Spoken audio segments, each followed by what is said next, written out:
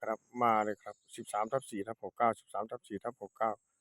ฮานอยทั่วไปเฉพาะกิจกาชาดปกติ VIP นอยสามัคคีนอยพัฒนาลาวสามัคคีลาวพัฒนาลาวพัฒนาเย็นนี้ครับผมอย่าลืมนะครับชอบก็จัดขัดก็ผ่านกันได้เลยนะครับกับลาวพัฒนาลาวพัฒนาเย็นนี้มาแล้วครับผมอย่าลืมนะครับ9 42 942 42 9492 942 9492 45 98